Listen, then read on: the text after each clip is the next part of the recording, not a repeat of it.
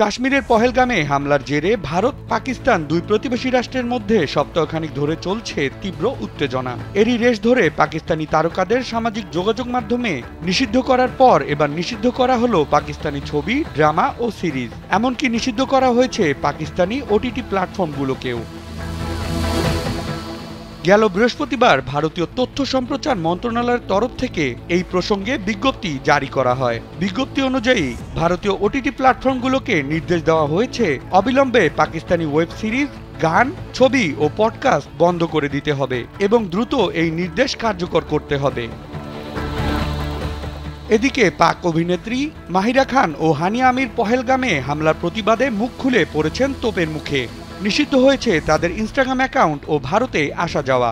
অন্যদিকে ফাওয়াদ খানের নতুন ছবি আবির গুলালের মুক্তিও আটকে দেওয়া হয়েছে। এই পরিস্থিতির মাঝে পাকিস্তানের মাটিতে ভারতের অপারেশন সিঁদুরকে কাপুরুষোচিত পদক্ষেপ বলে বর্ণনা করেছেন ফাওয়াদ খান, মাহিরা খান ও হানিয়া আমির। সামাজিক মাধ্যমে তীব্র নিন্দা জানিয়েছেন পাকিস্তানি এই তারকারা।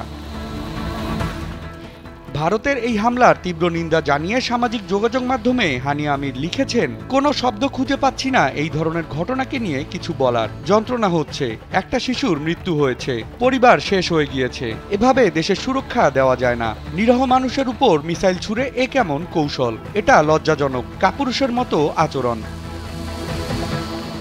অন্যদিকে মাহিরা লিখেছেন, এই আক্রমণ কাপুরুষোচিত। আল্লাহ আমাদের দেশকে রক্ষা করুক, সবার সুবুদ্ধি ফিরুক। ভারতীয় এই হামলাকে মেনে নিতে না পেরে সামাজিক মাধ্যমে গর্জন তুলে অভিনেতা ফাওয়াদ খান লিখেছেন, বন্ধ হোক এই হিংসা, আগুনের উপর আর বারুদ ফেলবেন না। এই যুদ্ধে নিরীহ মানুষের প্রাণ যাচ্ছে, সুস্থ হোক পরিবেশ। পাকিস্তান জিন্দাবাদ। বিনোদন ডেস্ক, কালবেলা।